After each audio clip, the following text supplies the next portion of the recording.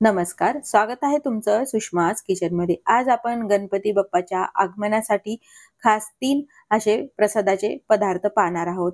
एक आहे अभिषेकासाठी, पूजेसाठी लागणारं पारंपरिक पद्धतीने शास्त्रोक्त पद्धतीने तयार केलेलं पंचामृत आणि दुसऱ्या ज्या 2 रेसिपी आहेत आपल्या ज्या आहेत प्रसादाच्या, ह्या पण आपण पारंपरिक पद्धतीनेच तयार करणार आहोत। एक आहे खिरापत आणि दुसरे आहे पंचखाद्य। पंचखाद्य आणि खिरापत तुम्ही बनवून 10 दिवस पण ठेवू शकता किंवा गणपती आगमनाच्या आधी पूर्वतयारी म्हणून पण तुम्ही हे बनवू शकता। हे दोन्हीही प्रसादाचे पदार्थ जास्त दिवस टिकतात। सुरुवातीला आपण पंचामृत बनवूया आणि नंतर खिरापत आणि नंतर मग पंचखाद्य। रेसिपीला आपण सुरुवात करूया। करणार आहोत। कोणत्याही पूजेसाठी पंचामृत हे लागतच। पंचामृत बनवताना एक तर काचेचं भांड घ्या, चांदीचं भांड घ्या किंवा मग स्टीलचं भांड घ्या। यामध्ये तुम्ही हे पंचामृत तयार करायचे। अगदी शास्त्रोक्त पद्धतीने आपण हे मोजून पंचामृत तयार करणार आहोत। त्यासाठी 1 चमचा मध टाकून घ्यायचा आहे। मध आणि तुपाचं प्रमाण कधीही सारखं नसावं। 2 चमचे साजूक तूप टाकून घ्यायचे। मधाच्या दुप्पट तूप वापरायचे आणि तुपाच्या दुप्पट आपल्याला साखर वापरायची। यामध्ये खडी साखर, कल्पी खडी साखर किंवा मग तुम्ही जी आपण साधी साखर असते ती वापरायची आहे। 1 2 4 चमचे साखर टाकून घ्यायची यामध्ये। त्याच चमच्यानी 8 चमचे दही घालायचे। साखरेच्या दुप्पट दही वापरायचे। दही हे गाईचं वापरायचे, आपण पूजेसाठी बनवतो त्यामुळे। 3 4 5 6 7 आणि मोजून हे 8 चमचा दही टाकून घेतले। 8 चमचे दही टाकून घेतले। आता 16 चमचे आपल्याला हे दूध वापरायचे। दूध पण गाईचंच आहे, पण शक्यतो देवाच्या अभिषेकाला न तापवलेलं दूध वापरायचे। 5 6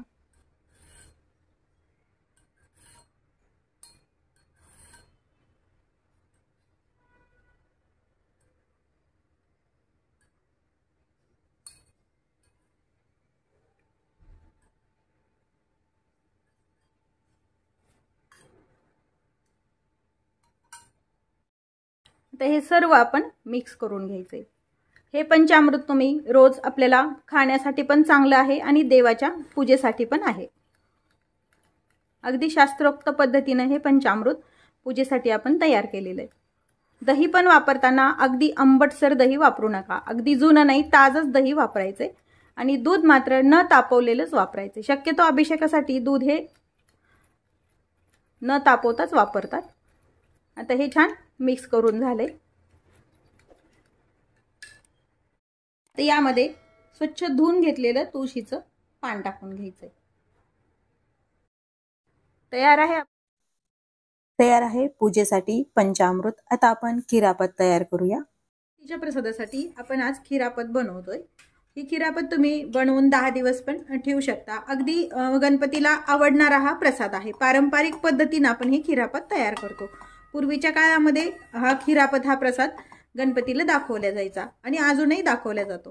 हे थोडंसं 1 वाटीभर मी खोबरं घेतलंय सुकं, ते आपल्याला छान कोरडंच आपल्याला थोडं वेळ भाजून घ्यायचंय। यामध्ये अगदी तुम्ही वापरताल ते साहित्य वापरू शकता तुम्ही, पण बेसिक जे खिरापत बनवतात तेवढेच मी यामध्ये साहित्य वापरलेलं आहे। हे थोडंसं गुलाबीसर होईपर्यंत खोबरं भाजून घेऊया। आपलं खोबरं भाजून झालंय। यामध्ये ड्रायफ्रुट्स हे ऑप्शनल आहे, नाही टाकले तरी चालतात। मी यामध्ये मिक्स ड्रायफ्रुट्स टाकून खोबऱ्यासोबतच थोडंसं गरम करून घ्यायचे। गॅस बंद करून घेऊया आणि हे एका ताटामध्ये काढून घेऊया। हा जो आपण भाजून घेतलेला खीस आहे खोबऱ्याचा, थोडासा थंड झाल्यानंतर असा हाताने बारीक करून घ्यायचा। मिक्सरवरती वगैरे नाही काढायचं, बारीक न करता असा ठेवला तरी चालतो। आता यामध्ये आपल्याला पिठी साखर टाकायची, 1-2 चमचे। गरजेनुसार पिठी साखर वापरायची यामध्ये आणि वेलची पावडर, आणि हे हाताने असं छान मिक्स करून घ्यायचे। ही खिरापत आपली तयार आहे। यामध्ये तुमच्या आवडीने तुम्ही खसखस वगैरे पण वापरू शकता, पण बेसिक साहित्य खोबरं आणि साखर एवढंच आहे खरं तर। पण यामध्ये ड्रायफ्रुट्स हे ऑप्शनल आहे ऍड करणं. खिरापत तयार आहे. आता आपण पंचखाद्य तयार करूया. गणपतीसाठी आपण पंचखाद्य बनवतोय, त्यासाठी मी इथं कढई गरम करायला ठेवली आणि 1 वाटी खोबऱ्याचा खीस यामध्ये आपण भाजून घ्यायचा आहे. हे पंचखाद्य तुम्ही बनवून 10 दिवस पण टिकतं, खराब होत नाही अजिबात. त्यामुळे आपण हे व्यवस्थित असं भाजून घ्यायचंय. पंचखाद्यामध्ये ख पासून सुरू होणारे 5 पदार्थ वापरतात, जसे की खोबरं, खारीक, खडी साखर, खसखस आणि किशमिश. यामध्ये याशिवायही तुम्ही ड्रायफ्रुट्स पण वापरू शकता, पण मेन जे पंचखाद्यामध्ये वापरले जातात हे ते 5 पदार्थ आहेत. पूर्वीपासून पारंपरिक पद्धतीने आपण हे पंचखाद्याची रेसिपी तयार करतो. खोबऱ्याचा खीस थोडासा भाजून झाल्यानंतर इथे मी 4 खारकाचे तुकडे करून घेतलेले आहेत, ते यामध्ये मी टाकून घेतले. तुम्ही खारकाचे तुकडे वापरू शकता किंवा मग खारीक पावडर पण यामध्ये वापरू शकता. 1 चमचाभर खसखस टाकून घ्यायची. काजू बदामचे काप आहेत, हे ऑप्शनल आहे यामध्ये टाकणं. आणि 2 वेलची आहेत.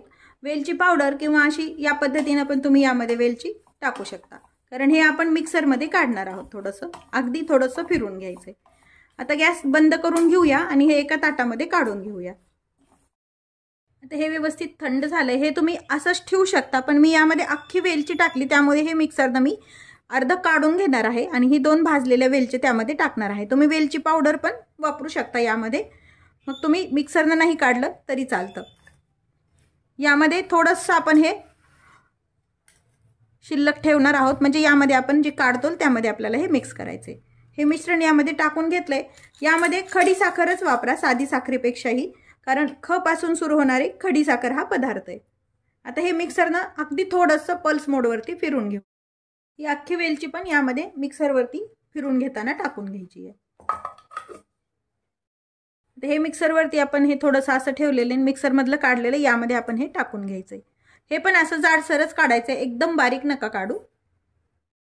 आपण यामध्ये खोबरं, खसखस, खारीक, खडीसाखर हे 4 पदार्थ वापरले. त्यामध्ये आता किशमिश वापरायचे. किशमिश नसेल तर तुम्ही आपलं खजूर पण वापरू शकता, म्हणजे ओली खजूर पण वापरू शकता किंवा मग खवा पण वापरू शकता.